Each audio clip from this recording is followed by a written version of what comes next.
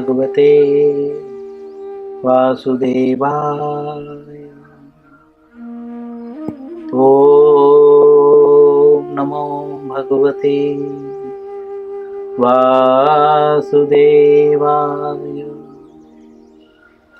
ओम नमो भगवते वासुदेवाय।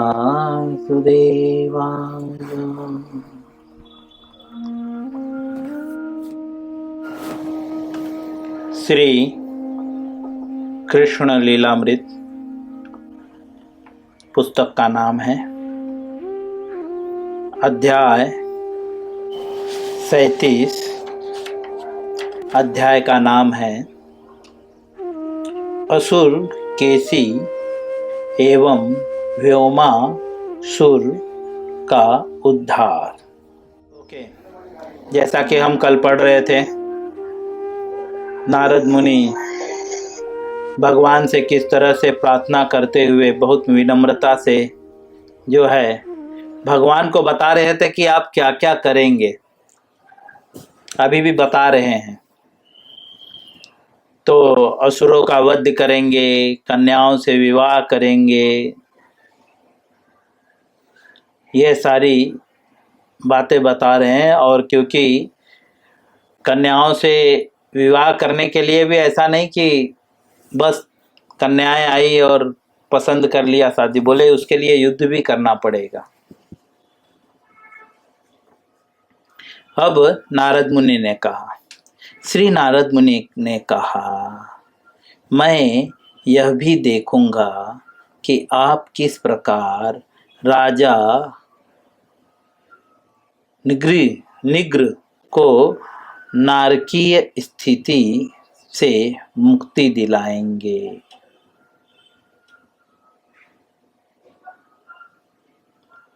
आगे लिखते हैं, निग्र शायद वो एक राजा थे जो कुएं में छिपकली बन के शायद फंसे हुए थे, समथिंग, मुझे पूरी तरह याद नहीं है, भागवतम में जाना पड़ेगा वो चीजें। ये निग्र नाम के राजा कौन थे, शायद ऐसा ही कुछ है, मुझे याद नहीं है, मेरे मन में आया तो मैं बोल रहा हूँ, लेकिन गारंटी नहीं है कि यही चीज है। तो जो भी है, तो भगवान को नारद मुनि कहते हैं कि जो नृग नाम के जो राजा हैं उनको नारकीय स्थिति से मुक्ति दिलाएंगे। यह कार्य आप द्वारका में संपादित करेंगे। ये कार्य कहाँ पे करेंगे? बोलते हैं द्वारका। आप अपनी पत्नी एवं स्यमंतक मणि को किस प्रकार प्राप्त करते हैं, इस दृश्य का दर्शन करने में भी मैं समर्थ होऊंगा। ये सब घटनाएं घटी नहीं है, यह ध्यान रहे। नारद जी भगवान को बोल रहे हैं ये सब घटना घटेगी,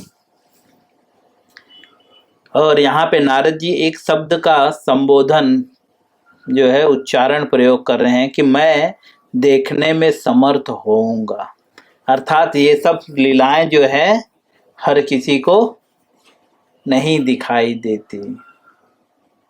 जन्म कर्म चमे दिव्यम मेव यो वेति तत्वतः। लेकिन भगवान के जन्म कर्म को कौन जानता है? जो समस्त पापों से मुक्त होता है। इसीलिए नारद जी यहाँ पे कह रहे हैं कि मैं देखने में समर्थ होऊंगा, लेकिन हर कोई देखने में समर्थ है? तो नारद जी इनडायरेक्टली बोल रहे हैं कि हर कोई आपके इन लीलाओं को नहीं देख सकता। लीलाएं घटेंगी लेकिन हर कोई नहीं देख पाएगा। आगे लिखते हैं श्रील प्रभुपाद जी,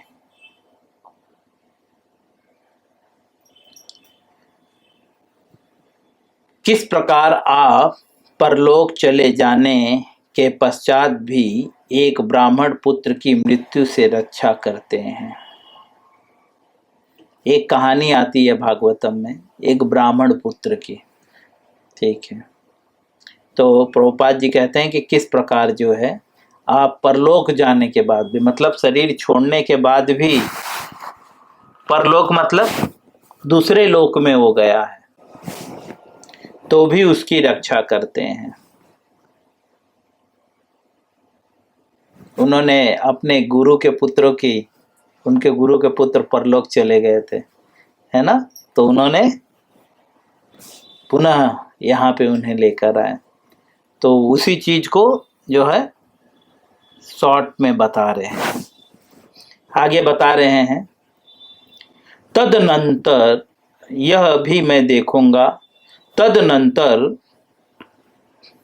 पौंड्रक असुर के मारे जाने एवं काशी की राजधानी को जलाकर भस्मसात किए जाने के समय भी आपके दर्शन मैं करूंगा। प्रभुपाद जी बता रहे हैं कि नारद जी जो बोल रहे हैं बस उसको कहानी के रूप में हमें बता रहे हैं। नारद जी संस्कृत में भगवान को बोल रहे हैं, पहले लोग संस्कृत में वार्ता करते थे। तो नारद जी कह रहे हैं कि मैं जो है पौंड्रक जो असुर है, जो स्वयं को भगवान विष्णु बोलता था, जो है उसको मारे जाने के बाद काशी राजधानी जलाकर भस्म करने तक की लीलाओं को नारद जी देखेंगे। महाराज युधिष्ठिर के महान यज्ञ के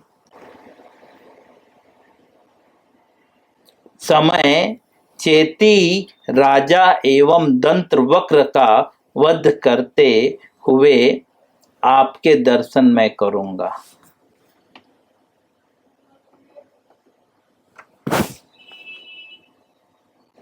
आगे लिखते हैं श्रील प्रभुपाद, यहाँ पे तो सिर्फ गिना रहे हैं कि वे क्या क्या करेंगे।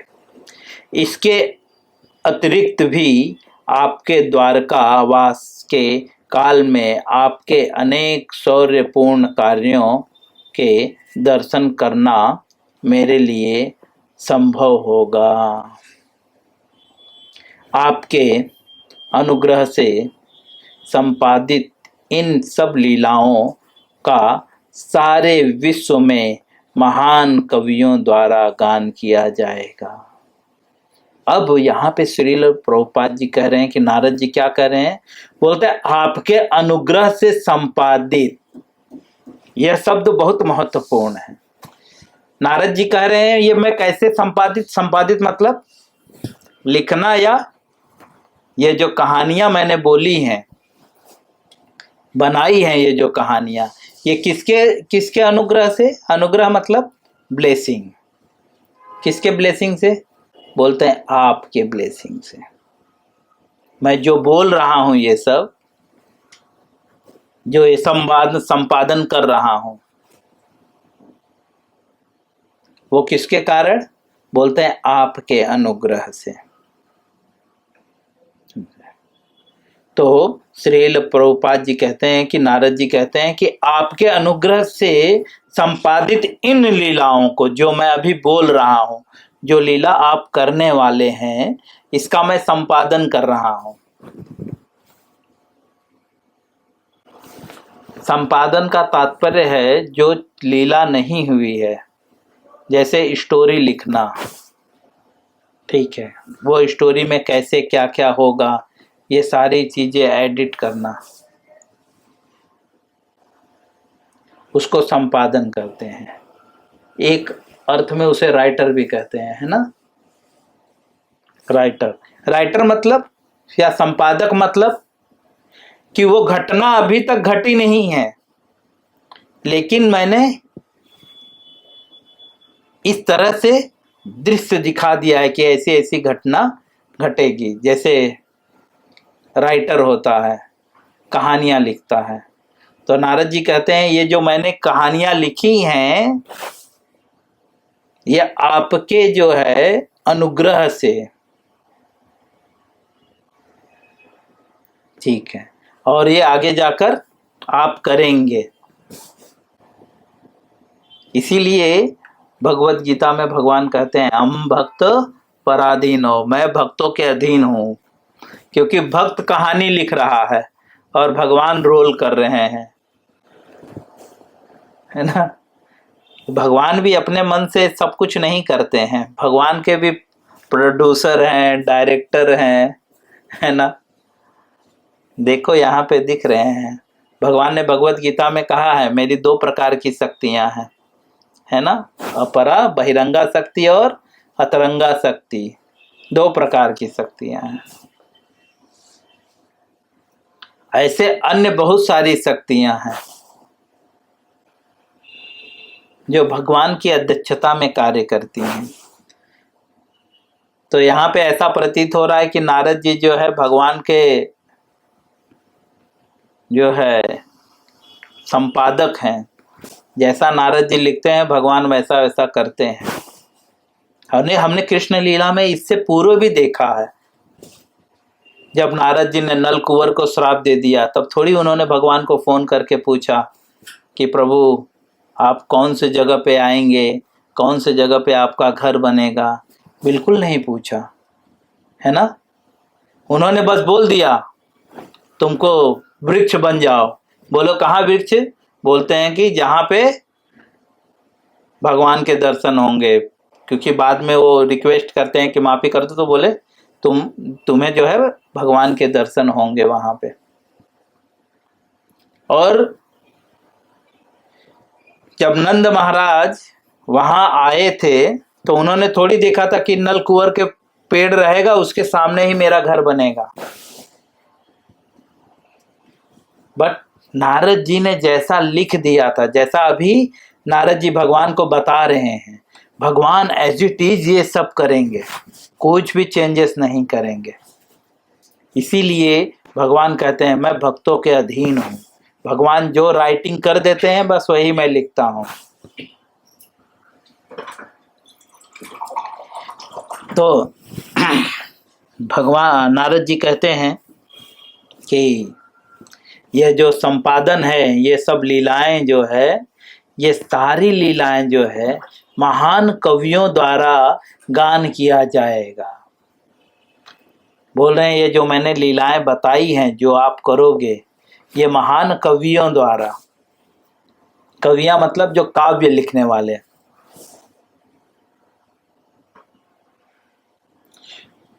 उनके द्वारा गाई जाएंगे। आगे लिखते हैं, कुरुक्षेत्र के युद्ध में आप अपने मित्र अर्जुन के सारथी के रूप में भाग लेंगे।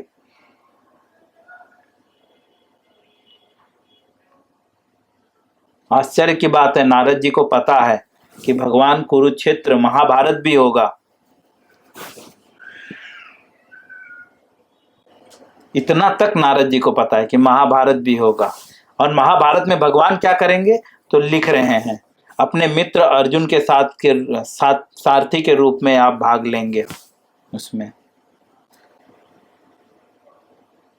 जैसे राइटर हीरो को बताता है सर आप आगे जाकर ऐसे करेंगे, आगे जाकर ऐसे करेंगे, तो नारद जी भी भगवान को बता रहे हैं कि आप आगे जाकर अर्जुन, जब महाभारत युद्ध होगा तो आप अर्जुन के सारथी बनेंगे। मतलब भगवान अपनी स्वेच्छा से सारथी नहीं बने हैं, नारद जी ने ऑलरेडी बोल दिया है कि आपको सारथी बनना है यहाँ पे। श्रील प्रभुपाद जी आगे लिखो। बहुत आश्चर्यचकित हो रहा हूँ मैं ये पढ़ के, इतना स्पष्टीकरण, सारी लीलाओं को शॉर्टकट में नारद जी अर्जुन को बता रहे हैं, सॉरी कृष्ण को बता रहे हैं कि प्रभु आपको क्या क्या करना है। यह भक्ति की ताकत है।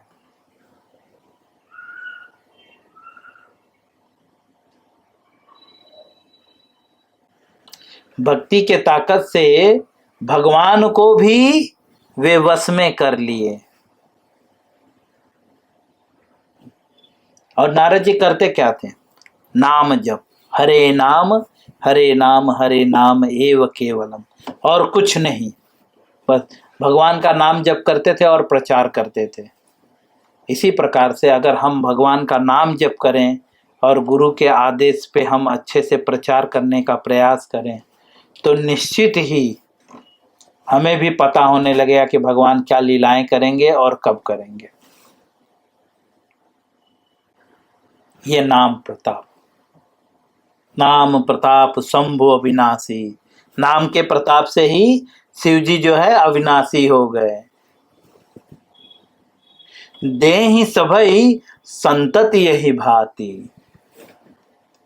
यही भांति मतलब खुद भी जो है अविनाशी हो गए और दूसरों को भी वही संतति दे रहे हैं। संतति मतलब वही चीज दे रहे हैं। क्या चीज? जिससे वो अविनाशी हो जाए। कौन? जीव भी जीव को नारद जी दे रहे हैं। यही भांति, यही भांति मतलब जिस भांति उन्हें प्राप्त हुआ उसी भांति वे आगे भी दे रहे हैं।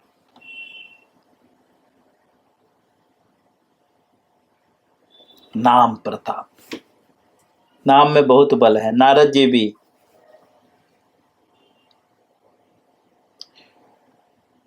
ऐसा कहते हैं, दोहा है, सुमरी पवन सुत पावन नामो अपने वश कर राखे रामो। बोलते हैं पवन, पवन कुमार मतलब हनुमान जी, सुमरी मतलब नाम जप करके, समझे। पावन नाम, पावन मतलब भगवान का नाम पावन है, हम सबका नाम पावन नहीं है, सिर्फ भगवान का नाम पावन है। तो बोलते हैं सुमरी पवन सुत। पवन सुत मतलब पवन के जो पुत्र हैं। पवन मतलब वायुदेव, पवन देव जिसे कहते हैं, उनके सुत। सुमरी पवन सुत पावन नामो, जो आपका नाम पावन है उसका सुमरन करके अपने ही बस कर राखे रामो, अपने बस में कर लिए भगवान को। यह नाम प्रताप है। तो श्रील नारद जी जो है भगवान को बता रहे हैं। नारद जी भी हनुमान जी की तरह भगवान को अपने वश में किए हुए हैं।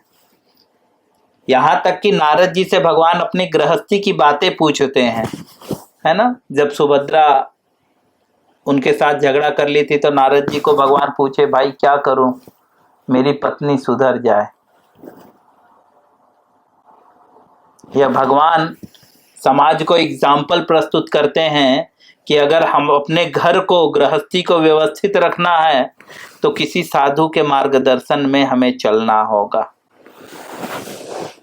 तो भगवान नारद जी से पूछते हैं और नारद जी बताते हैं, ऐसा करते हैं, हम एक यज्ञ वगैरह का प्रोग्राम करते हैं।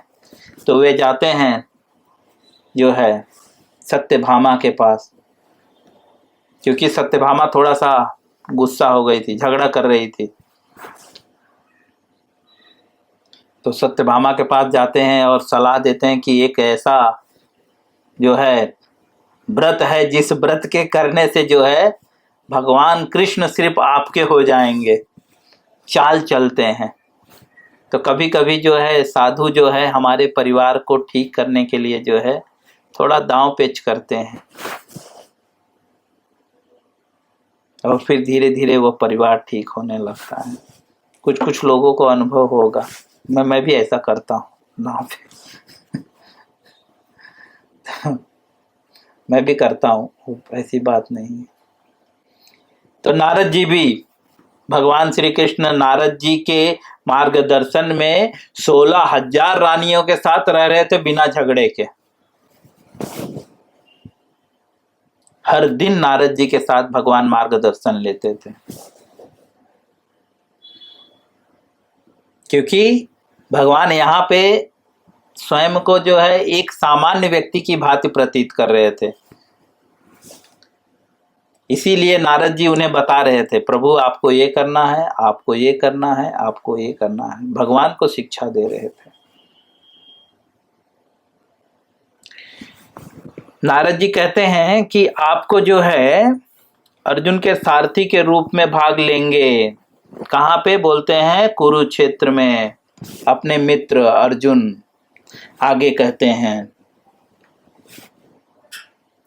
एवं अजय मृत्यु के अवतार शाश्वत महाकाल के रूप में आप वहां एकत्र समस्त योद्धाओं का नाश कर देंगे।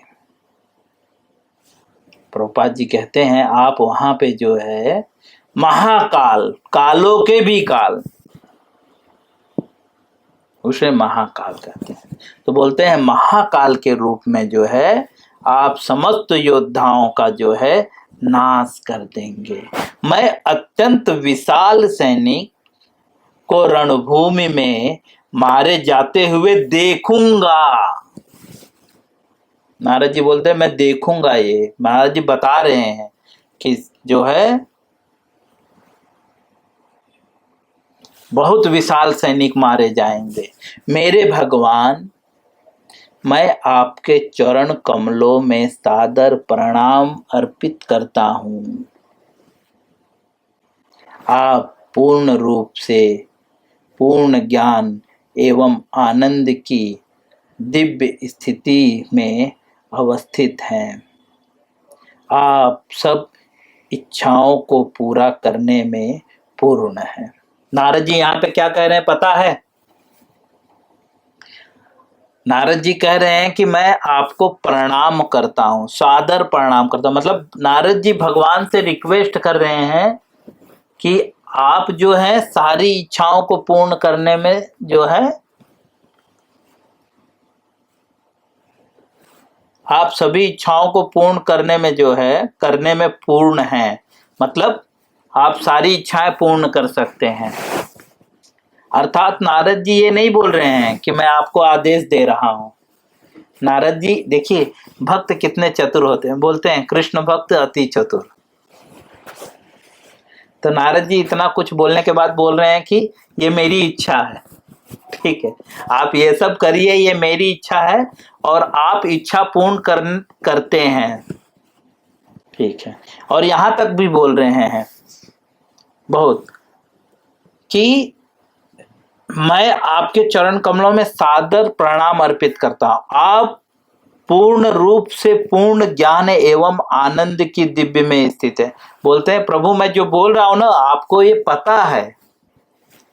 ऐसा नहीं कि आपको पता नहीं है, आपको पता है, तो भी मैं बोल रहा हूं क्योंकि आप दिव्य स्थिति में अवस्थित हैं। अर्थात आपको सब कुछ पता है, भूतकाल भविष्य काल वर्तमान काल सब कुछ पता होने के बाद भी जो है मैं आपको बोल रहा हूं। तो बोल रहे हैं क्यों? बोल रहे हैं क्योंकि आप इच्छा को पूरा करने में पूर्ण है। अर्थात मैं जो बोल रहा हूं ना ये मेरी इच्छा है और आप इसे पूर्ण करेंगे।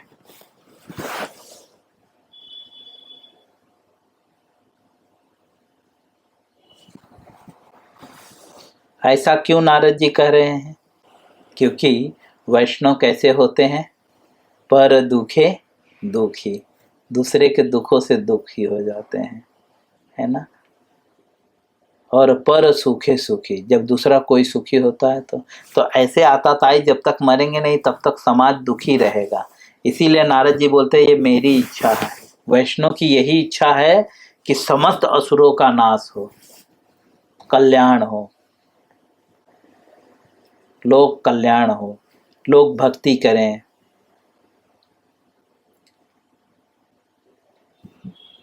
और वे भगवान से प्रार्थना करते हैं। मैं यहीं पे विराम दूंगा, इसके आगे हम कल पढ़ेंगे। हरे कृष्णा।